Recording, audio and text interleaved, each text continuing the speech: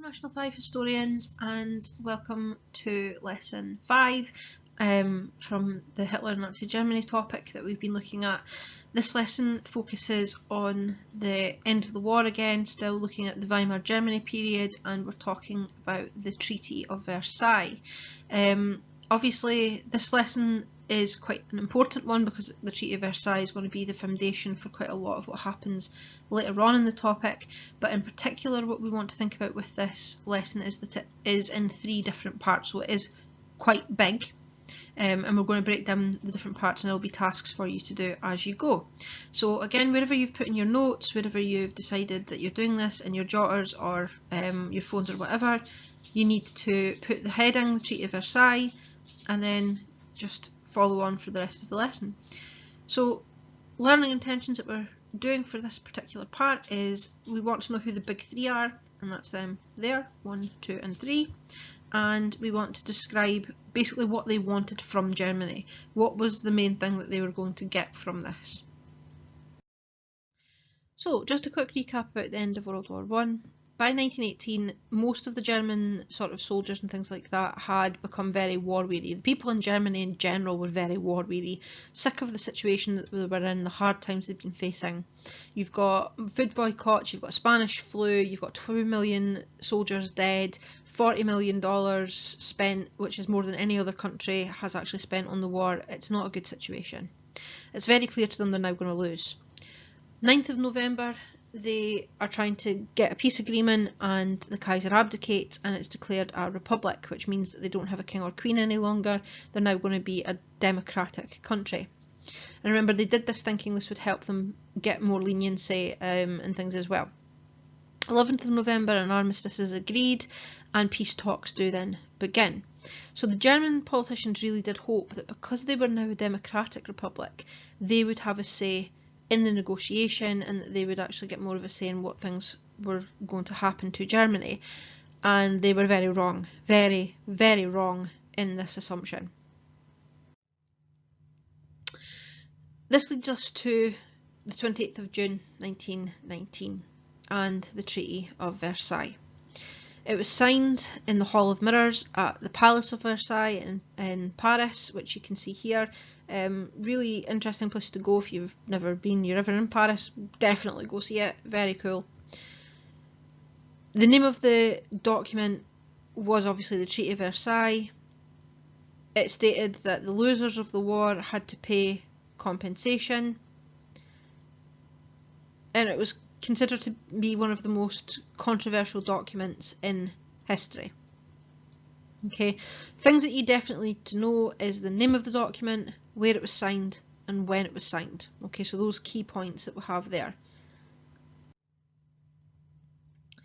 So basically the new Republicans, the politicians, and all these people were blamed for signing the armistice first, and then the treaty second. As far as the German people were concerned, these new politicians had literally stabbed Germany in the back. They were branded criminals as a result of this, the November criminals for signing the armistice, and then again for signing the Treaty of Versailles. They'd stabbed Germany in the back by agreeing to the peace sort of negotiation that the Treaty of Versailles turned into. They were not happy. They saw it as a diktat, a forced dictated treaty. Very, very harsh sort of penalty, a dictated peace. The truth behind this was that the German government actually had no alternative. The Allies were ready to invade, they were ready to continue the war again, and it was the only solution for them was to actually agree to this. They didn't have much say in the negotiation. They were basically presented with it and told sign and the war will end. If you don't sign, we'll go back to fighting. This is not a good start to this new Weimar Republic that we're looking at being born here. Without a doubt, it is definitely one of the most important factors that help Hitler and the Nazis actually rise to power. They use this as the foundation for the kind of extremist party ideas that will become popular later on. And to be perfectly honest, once they'd been branded with this sort of stabbing of Germany in the back, November criminals sort of mantra, it was very difficult for the Weimar government to then get rid of it. So no matter what they did, this was always going to be the thing that they were remembered for. Here you can see where it was signed, the palace, the Hall of Mirrors. Very beautiful, very interesting place for them to have chosen.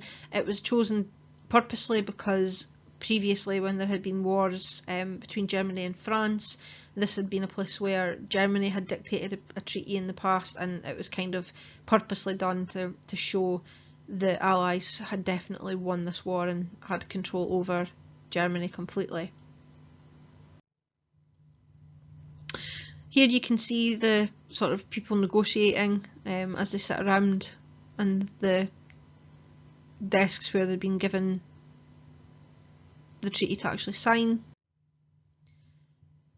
Most of them weren't even invited in. They were actually told to wait outside, so this is them actually waiting to see what's going on as it's being signed. So the Peacemakers, the ones that negotiated it, aka the Big Three, they all wanted different things out of this treaty.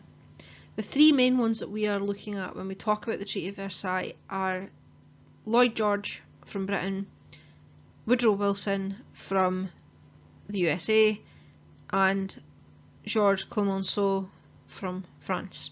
And these are our big three people.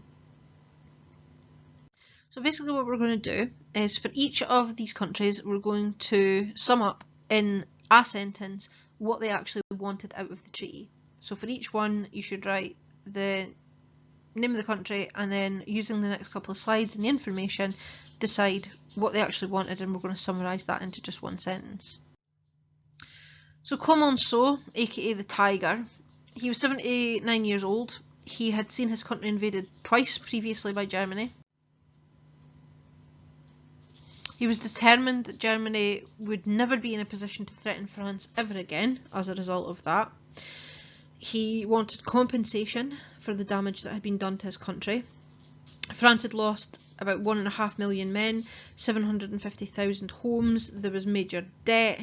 Basically, a lot of that might be due to the fact that 90% of France's coal and iron industries had been seized by the Germans during the war, so they were demanding compensation from this.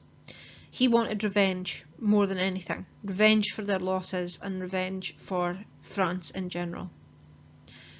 If we think about this, why would France, out of the three of them, want Germany weakened the most? Geographically, it's because they are beside them. So if there is an invasion in future, France tends to be the target for Germany because they're so close to them geographically, so they wanted to make sure that they would always be safe as a result of this sort of situation. From Britain's side, David Lloyd George, he had a fairly reasonable attitude towards Germany's punishment, basically as long as the naval threat was removed, because Britain was the one that was well known for the navy, remember. As long as their naval threat was removed, he was quite happy. He saw Germany as a future trading partner for the UK, and at the time they were in major debt, so it was going to be a good thing to have this as a trade partner. However, all political parties would make election promises, which obviously promised a harsh treatment for Germany. One of the quotes from the time was, "Squeeze the German lemon until the pips squeak." So basically squeeze right through into the seeds, which means that he had to put pressure on them. That was something that was almost like a requirement of his position, because the people in Britain would not allow him to get away with anything less. Woodrow Wilson, on the other hand, he represented the most powerful country in the world at this point in time. What he was looking for was a lasting peace. He didn't want to be dragged into another European war again. That's where his 14 points of peace elements kind of come from. He thought the best way for this would be a fair treaty for Germany, so that she wouldn't feel like she was being picked on and there would be no need for retaliation in future. And he was obviously very right about this, but at the time he was considered to be a bit too weak and a bit too lenient. He comes up with the idea to set up a League of Nations that basically was going to aim to prevent another war happening through all countries reducing armaments and making promises to each other, which eventually will come about, but at the time wasn't something that they were willing to allow Germany to be involved in. So we're trying to summarise each of the things that they wanted into one sentence and write this in. So you could do your own if you want, but one quick way of doing it would be saying that France wanted compensation and revenge, the USA wanted a fair and lasting peace, like the League of Nations, and Britain wanted a trading partner and they wanted to win the next elections. Those are kind of the key things that we can take from that. In the end, the treaty was actually a mixture of all of these ideas, and nobody was particularly happy about it, but it was the best that they could come up with so that they could be slightly happy, but not completely. So when the leaders of the Allied countries met to discuss how they were going to treat Germany, they were faced with 5 key questions that they were going to have to answer. We can remember these 5 key areas using the keyword trawl, so they took a trawl of what they wanted to do with Germany, and that's these things here. So in terms of territory, what land should Germany lose as punishment? In terms of reparations, how much compensation money should Germany be forced to pay? In terms of their armaments, how far should their armed forces be limited, their navy and their army? What about taking the blame, so the war guilt? Should they be held responsible for the war since they were the ones that started it? And in terms of this new League of Nations thing, should they be allowed to join this new organisation if they were the warmongers that they had proven to be? So these 5 questions they start to ask, and it's the answers to those questions that create ultimately the Treaty of Versailles itself. So this leads us on to our second part, which is the terms of the Treaty of Versailles. Learning intention for this section, basically you need to be able to describe the terms of the treaty, okay, and there is going to be something a little bit more for you to do than just the sentences in this.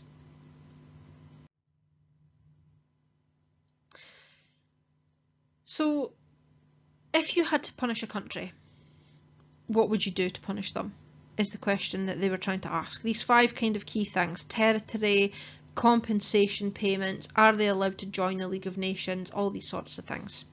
And eventually they come up with 8 kind of areas that they are going to make Germany pay using. And it pretty much looks like this. They are going to blame Germany completely. You're not allowed to have submarines, tanks or bombs ever again if you are in Germany. They're going to ban conscription to limit your army. They're going to give you a bill to pay for reparations, which they totalled up to £6.6 billion. They're going to lose their colonies, and they're going to lose other land as well.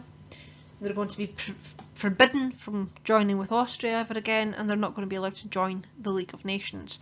And these things are our kind of main key terms. We really definitely need to know these.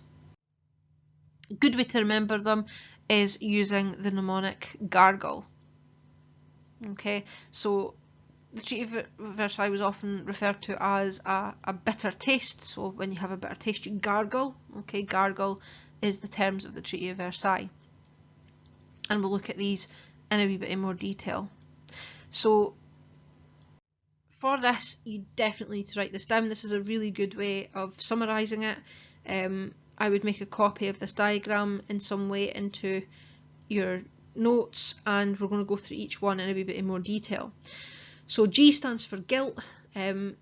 Basically what the treaty said was that Germany had to accept full responsibility or blame for starting the war. This was called Article 231. The Germans felt that this was really unfair, and they really disliked this particular term. The war guilt clause was what it was known as.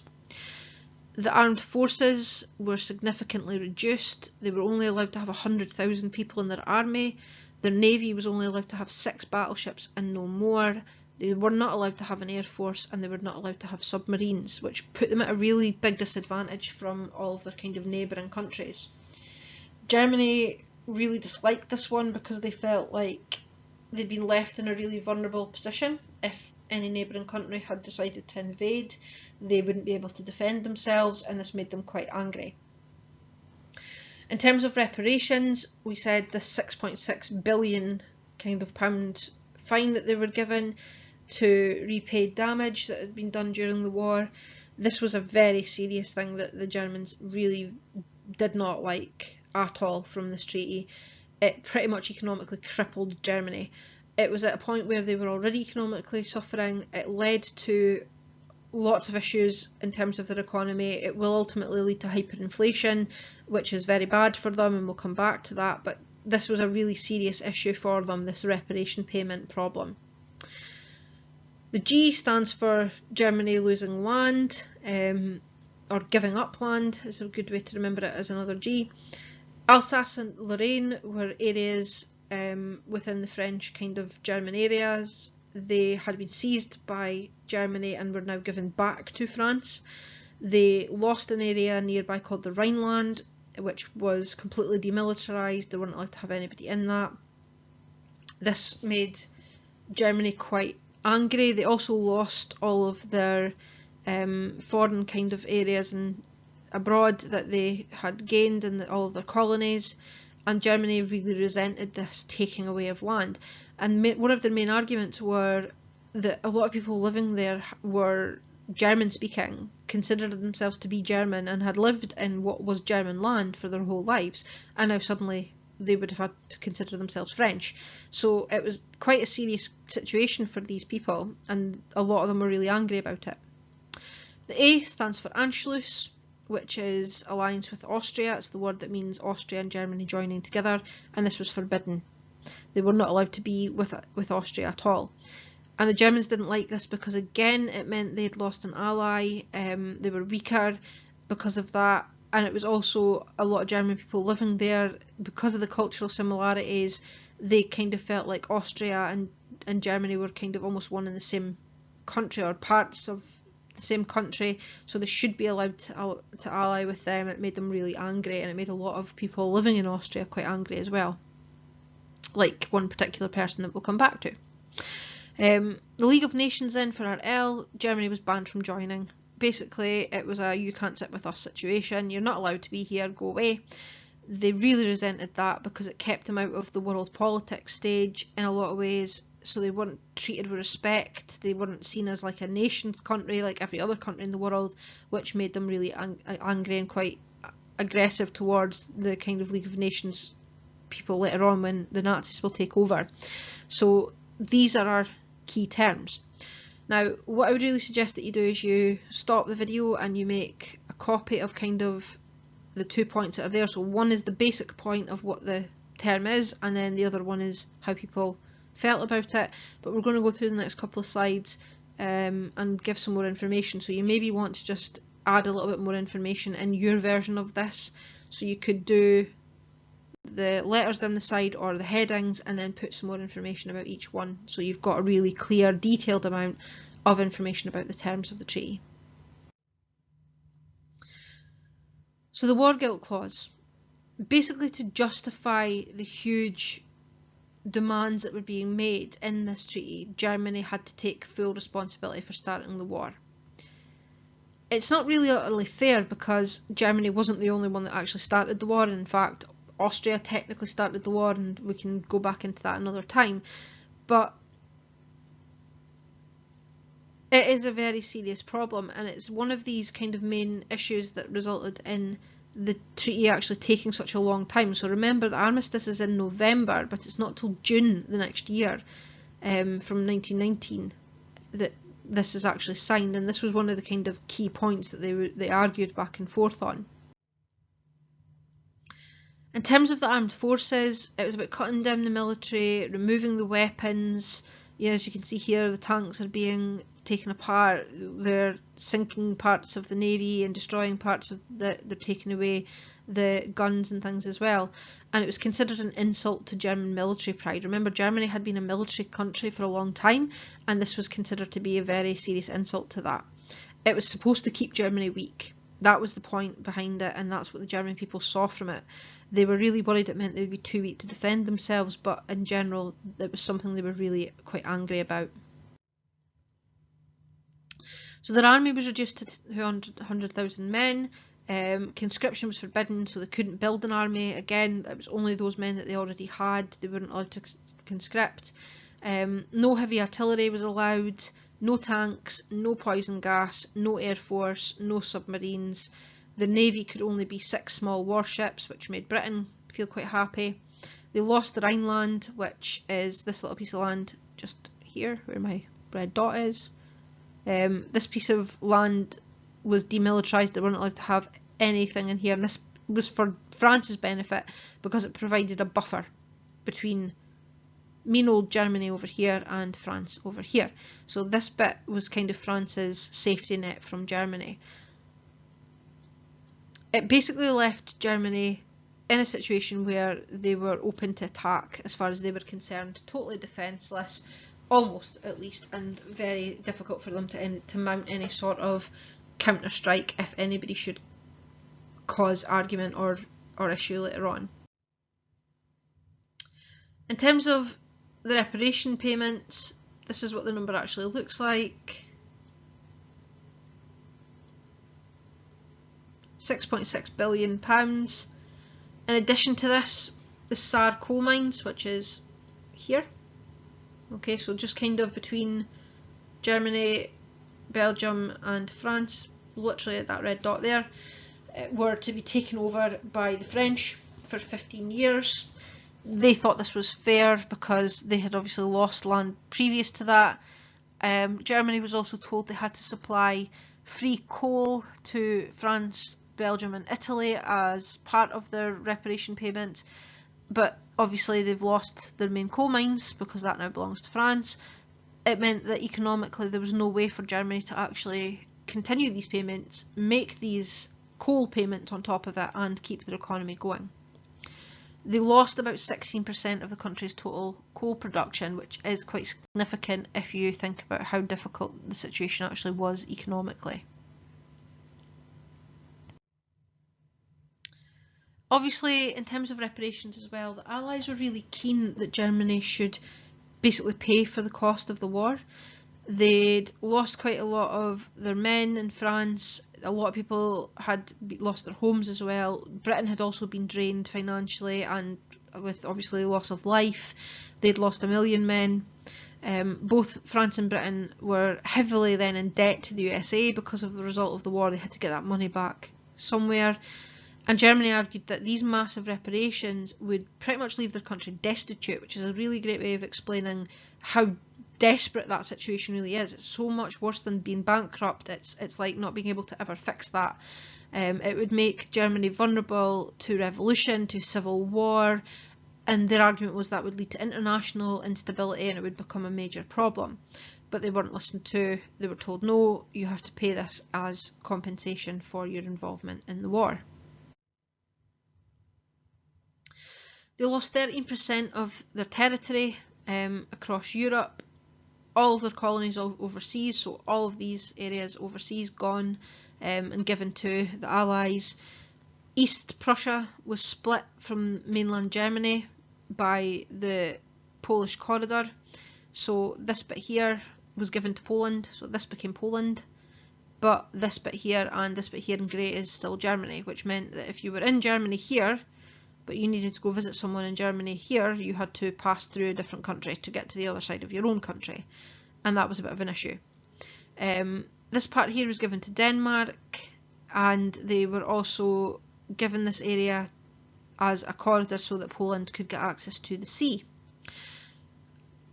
They lost Alsace-Lorraine down here, which we've talked about briefly, and this made German people really angry because when they'd seized it from France originally, years and years before, they had actually built that area up and spent quite a lot of money and investment in it, and they felt that it was part of Germany now, and a lot of the people there actually did agree, so that was quite a serious concern. The port of Danzig was also taken from Germany and given to Poland, which gave them port access, which allowed for goods and stuff to come in, and it gave Poland the option for the navy as well. They lost a kind of demilitarised zone in German territory called the Sudetenland, which was given over to Czechoslovakia, so this kind of like yellow section in this map here, these bits were given to Czechoslovakia as a demilitarised zone. Germany was not allowed any troops in this territory at all.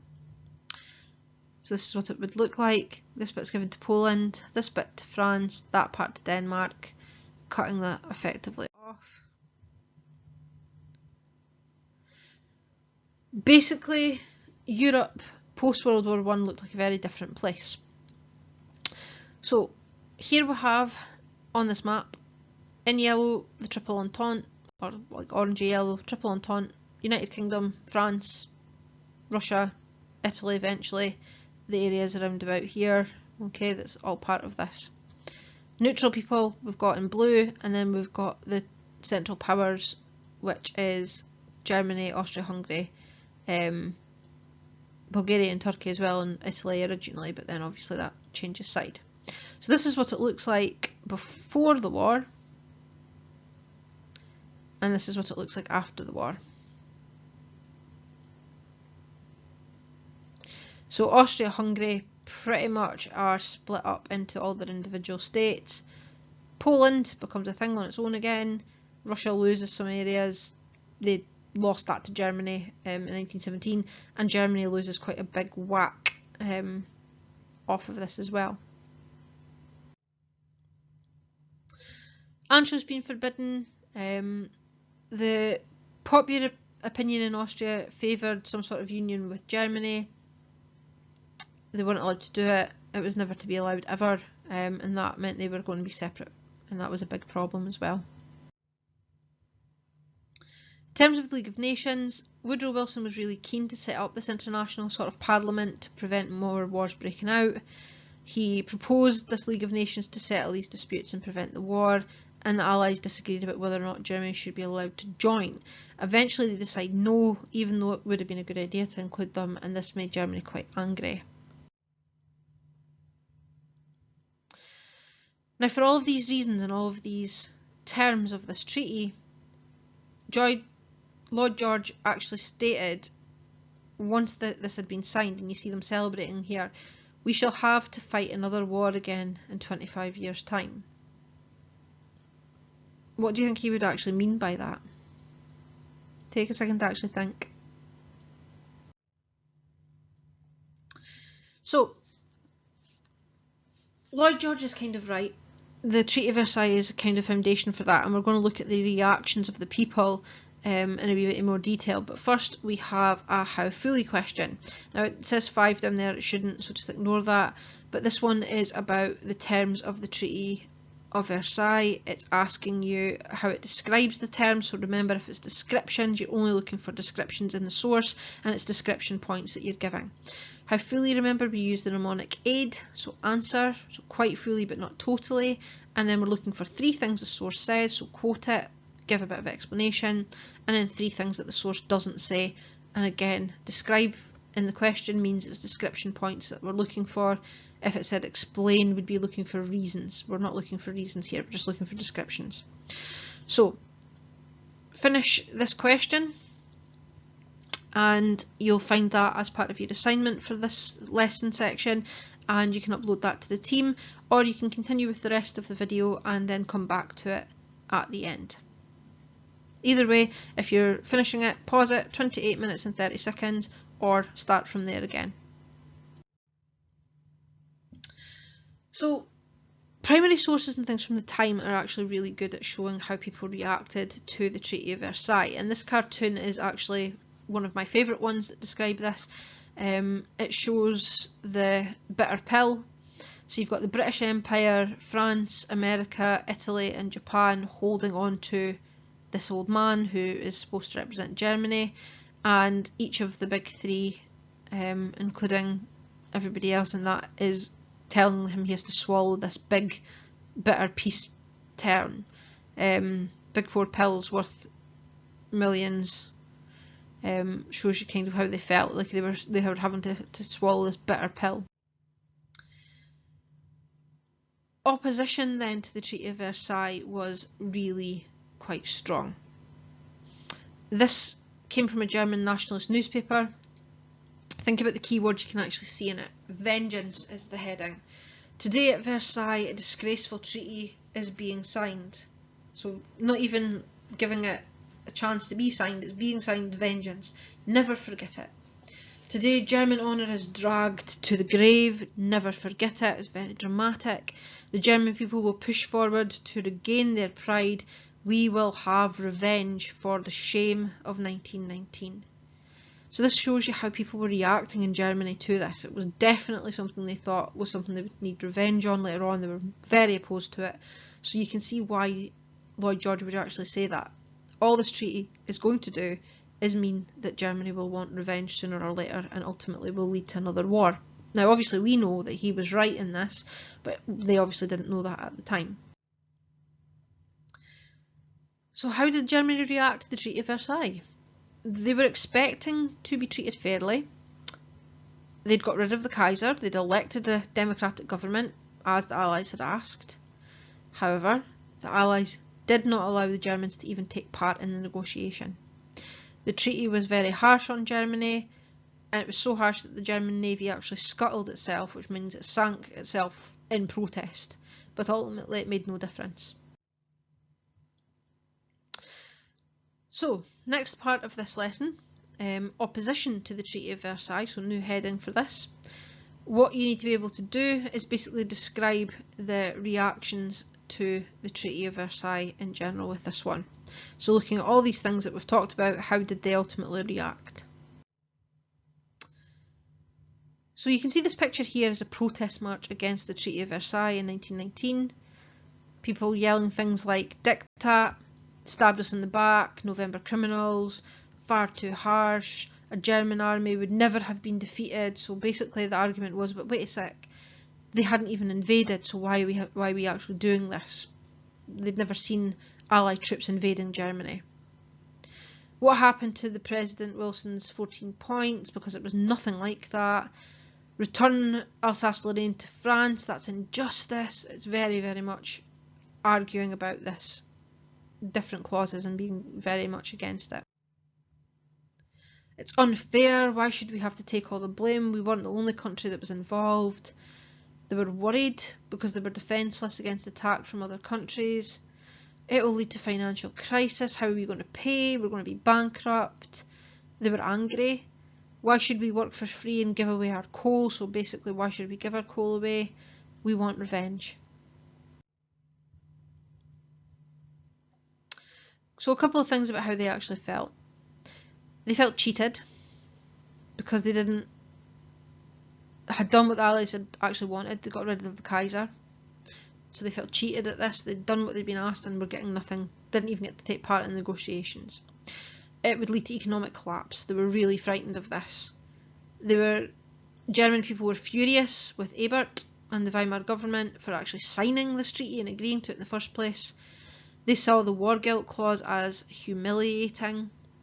They felt their country was defenceless due to the reduction in the army, and many of them wanted revenge.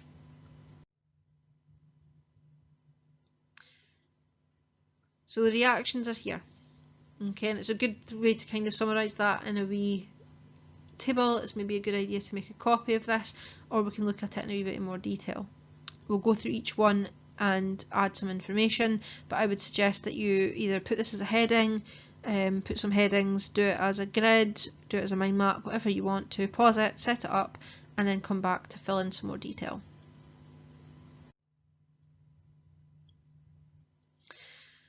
So general concerns. Germans were angry because they'd been forced to accept it without the chance to negotiate. They felt they were being unfairly punished because of the actions of their leaders. Militarily, they were worried, remember, about being open to attack from France or from Russia, and humiliated to being accepting this sort of smaller military. They don't like this idea of being solely responsible because they didn't feel like they were, so they were angry and didn't think they should accept this official responsibility for everything. They were angry their territory had been taken away because it actually meant it was harder to rebuild their economy, plus then with everything on top of that, it was really annoying for the German people who were living in these areas because they were being forced to actually accept a change of country, not just a sort of change of government, which is a big deal for them. Obviously, they don't want to pay the full costs of the war, especially because they don't think it's their fault, and this made ongoing poverty issues were going to be even more of problems in Germany than they currently already were. So that was a major, major issue.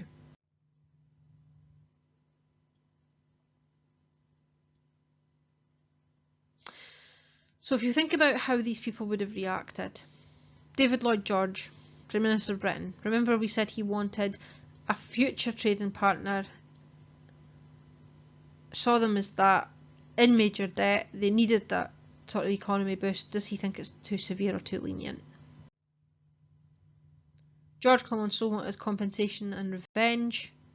Does he think it's too severe or too lenient? And Woodrow Wilson wants a fair and lasting peace. Does he think too severe or too lenient? Both Britain and the USA criticised the economic terms. The USA thought the reparations would never work and they were far too severe. Britain thought that a poor Germany would mean a poor Europe, so again, they thought it was actually too severe. France, on the other hand, didn't think it was severe enough, didn't think that it was a major problem. So if we have to summarise the reactions from the German people, they were furious, called the Treaty of Diktat a forced dictated treaty. Many Germans blamed the new government, and it led to a lot more support for the idea that the German army had actually not been defeated. There'd been no evidence of an invasion, it was rather that the government had backed out, and the November criminals were the ones responsible for it. People like Hitler and the Nazi Party, we saw him using that as part of his speeches in The Rise of Evil. That's kind of what they were going to use as one of their main arguments. So some of the pictures again from the time are really nice at kind of showing what people reacted and how it led to later points. So this one about reparations and preparations, he's putting a P over the R. The argument from Britain in particular was that all the reparation payments are going to do is make them want to prepare for war again, to seek revenge. The tatters of the Treaty of Versailles will result in that happening. This one's quite a good one. Hitler's party crawling out from underneath the Versailles Treaty, so like that has given birth to them. Quite a common thought from a lot of people at the time and some historians since. The 1940 class, so young children here, reading the peace treaty, and Clemenceau as he comes out, he says, "Curious, I seem to hear a child weeping," so this child represents the young people in Germany, and you can see the rest of the kind of people there. Peace and future your cannon fodder. They're just going to go to war and die, basically. This idea that perhaps it would gear up better if we let it touch the earth. So too much of a load to carry and the horse trying to run but not actually being on the ground. That's kind of how they felt about the economy point. Peace discussions, the finishing touch of pushing Germany off that's Ebert's supposed to be there, pushing them off the edge into kind of shark-infested water, like being made to walk the plank rather than actually being part of the negotiation. This was a good one from France. Some of the kind of anarchists and things that did this one. This is the idea that they're using the French guillotine to behead Germany in this one. So, nice wee sort of summary of how they felt about each of these things, which you can take note of, so you can pause the video and you can add to your notes if you don't already have these things. Gives you a good kind of cause and effect, what they saw and why ultimately made them angry. This one's quite a nice kind of poem. Its title is Lost But Not Forgotten Lands. The poem under the map says, "You must carve in your heart these words as in stone, what we have lost will be regained." So basically they will come back for these territories, and that is what Hitler and the Nazis will later do during the period between them coming to power and the Second World War, but that's not what we look at in this topic because our topic ends in 1939.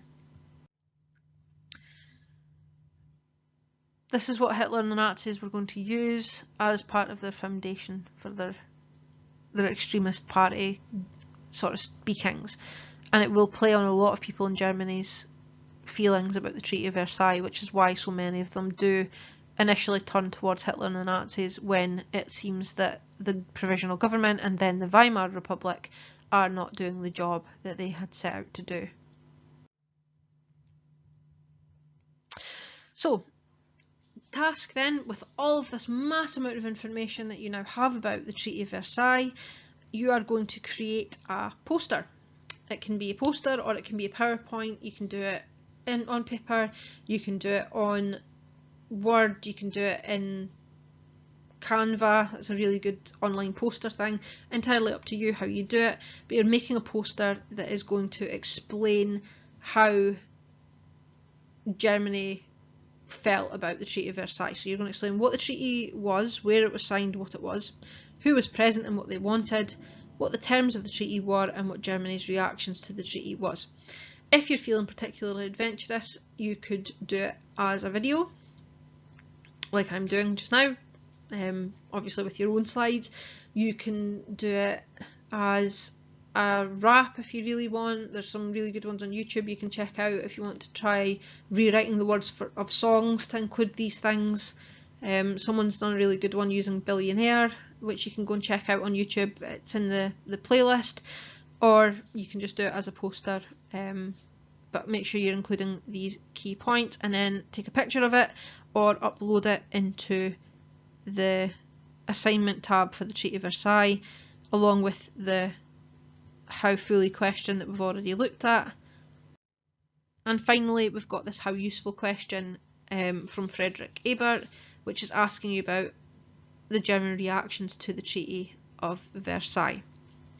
So remember Cowpat for this one. Use your skills booklets and things to help you if you're not sure.